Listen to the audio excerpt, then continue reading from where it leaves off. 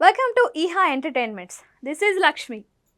Hit 3 Nani నటిస్తున్న సినిమా మాత్రమే కాదు, కర్త కర్మ క్రియ మొత్తం నాని దగ్గరుండి చూసుకుంటున్న సినిమా.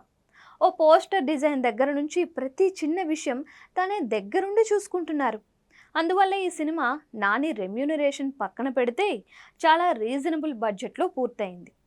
నాని రెమ్యూనరేషన్ కాకుండా జస్ట్ 60 కోట్లు కాస్త అటు ఇటుగా బడ్జెట్ అయింది అంతే. అసలు ఇంత కూడా కాకపోనేమో, విదేశీ టెక్నీషియన్స్తో తీసిన క్లైమాక్స్కే 8 కోట్లు ఖర్చయిందంట. అలాగే ఈ సినిమాలో అడవిశేష్ కొద్దిసేపు కనిపిస్తారు. గతంలో హిట్ సిరీస్లో అడవిశేష్ పూర్తి నిడివి పాత్ర చేసినప్పటికీ ఇచ్చిన రెమ్యూనరేషన్ కన్నా కాస్త ఎక్కువే ఇచ్చారు. ఇదిలా ఉంటే సినిమాను జస్ట్ ఓటీటీ ఆదాయమే 54 కోట్లు వచ్చింది. ఆడియో హక్కులు 6 కోట్లు వచ్చాయి.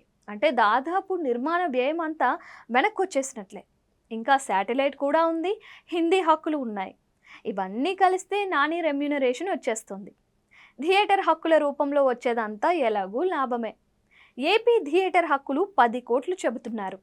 సీడెడ్ 5 కోట్లకు ఇచ్చేశారు ఆల్రెడీ. ఓవర్సీస్ 10 కోట్లకు విక్రయించారు.